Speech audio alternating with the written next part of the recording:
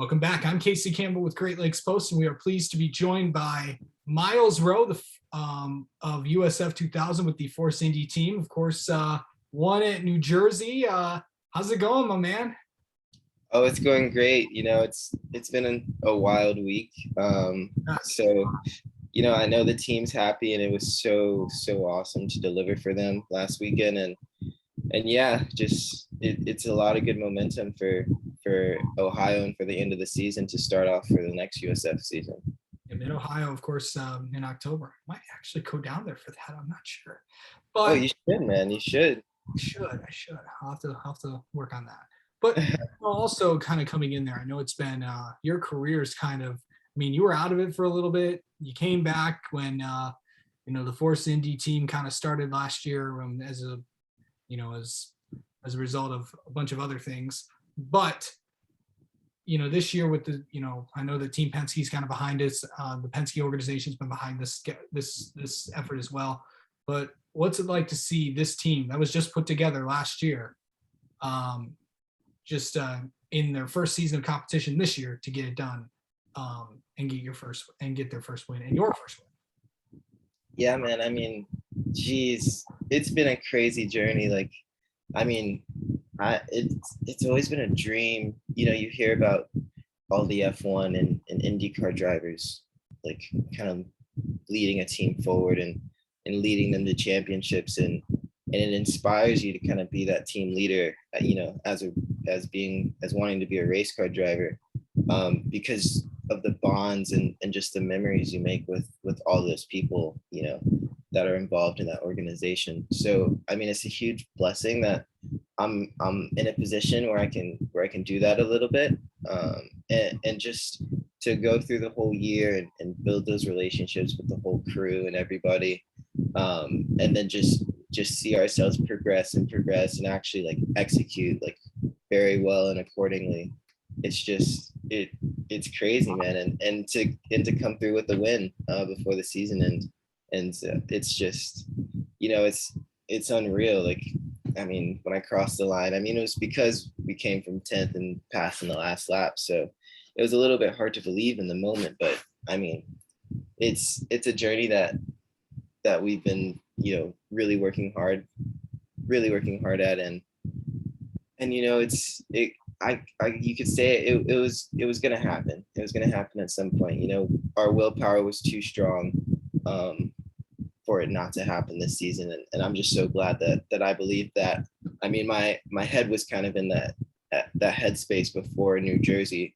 I was just thinking like our willpower is just really strong, and I don't know how we're not going to win a race, kind of a thing, and just keeping that hope and perseverance, and yeah, it paid off, and I'm just so glad to be in a position where I can help lead the team forward to these little successes that we have.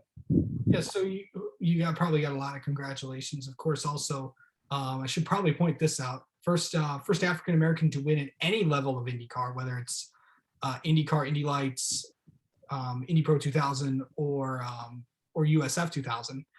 And also, who, like, out of like everybody that you probably got a lot of texts and reach outs and did some interviews and all that, who was the coolest? What was the coolest thing that you did, and who was like the coolest person that reached out to you and say, "Hey, congratulations"?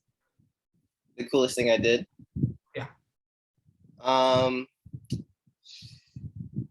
Like the coolest thing I texted someone, or the coolest thing I did where someone texted me? Like someone texted you, an interview you might have done with maybe a national media outlet or something like that. Or So I mean, it's pretty simple. I mean, the Speed Freak show, I saw that. Yeah, they're the way they interview people, and just the bonding that they obviously have had over the many years. It was such a pleasure to be on that show. I mean, I had such a great time talking to those guys and just building a relationship with them. They make it's online or whatever, but they make it seem like you're right there, and there's just no separation between you two in terms of distance or anything like that. So I really love that. The Speed Freak show was awesome. Yeah. And I can't name one person, man, that's like been like, man, Like, I'm so glad this person texted me. I mean, I just got to thank everybody for texting me and congratulating me, because it was so many friends, so many people that I miss, so many people that I love, that have texted me congrats. That's just made me just feel so good, and so good to have so many loving people around me, sort of a thing. But there was one thing on Twitter, Arrow McLaren, they like sent me like a little winky emoji on one of their tweets, talking about how it was a good drive. So I thought that was pretty cool. Yeah. Yeah, that was cool. So yeah, winky face back to Arrow McLaren, I guess. But yeah, it was cool. So yeah, but I can't name one person besides that that's texted me. Everybody, just I gotta say thank you for the support that they've all given me. It's been unreal, man. Yeah, of course. Have you had time to think about like, what you're doing right now? Because, with everything kind of going on and, in your life, you kind of forget about, where you came from. You were out of the sport for a little bit and then, you were brought back. You ever kind of think about where you kind of were at just a few years ago and all that? Yeah, man. I mean, I've been using the phrase, it's been a long time coming, because I mean, geez, I've been out of, like, before this year, I've been out of the sport for like 3 to 4 years.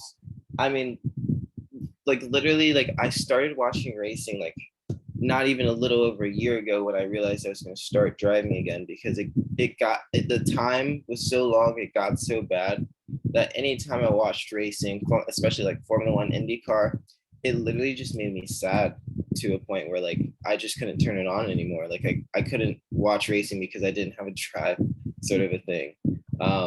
So yeah, I always think about it, man, because it was coming to the point where it was of so much time where it was like, I probably won't do this until I just, like, maybe like could possibly have the success to where I could maybe like be a gentleman driver when I'm 50 or 60, sort of a thing.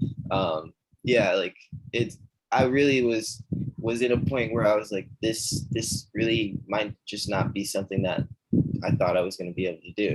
And I think about that all the time, and how, but I also think about the perseverance and hope, and the lessons that I learned from my parents, and a lot of people that told me to keep going, and how it's paid off, and how hopefully it can pay off for years to come in the future. So there's a learning lesson behind that, and it's just persevere. I say that all the time now, just persevere. Yeah. You got Mid Ohio coming up in about a month. I know you're in college trying to figure all that out, but what else are you going to plan on doing throughout the rest of the time until then? Oh man, yeah. So I have Mid Ohio. So laser focused on that, especially since it's the end of the season. But I've been moving in. So right after this race, right after New Jersey, Sunday night, which was the night of race 2, race 3, I had to pack all of my stuff, like all of my belongings in boxes, because I was moving out of my apartment that night, and moving into my new apartment on Monday morning. So did all of that work like right after. I still have my stuff there because I've been doing interviews and things like that, and haven't been able to really unpack. So like I'm really focused on unpacking right now. That's like the main focus. Getting my wheel and pedal set up so I can do practice at home again and everything like that. Yeah, so it's really about just there's a lot of time management right now, just unpacking, making sure I get my sim set up, making sure I get the practice in, making sure I still do workouts and everything like that through all of that. And then yeah, that's gonna be kind of the mojo for a little bit until school starts on Wednesday next week. It's my last year. So I'm gonna make sure I crush that out. So yeah, I'm gonna have to focus with that.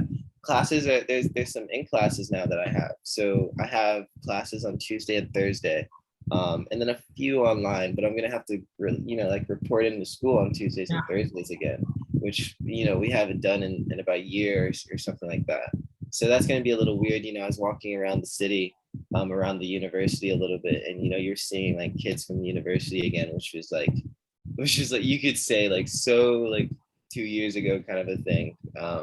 So it's weird. It's weird. So I mean, I'm just gonna it's my last year, so I think I'm gonna try to just buckle down, do that, keep the focus, learn how to divert focuses when needed, and kind of just be in the moment until Ohio, and yeah, just involve myself until then. And never gonna stop until then. Maybe like take a little break and then focus forward to the next season because we want this championship. All right. Well, sounds good, man. Well, Myles, thank you so much for coming on, and we'll talk to you when we get to Mid Ohio, man. Yeah, of course, Casey. Yeah, thanks for having me on, man. It was awesome. I love talking to you. So let's do it again for sure. Sounds good, man.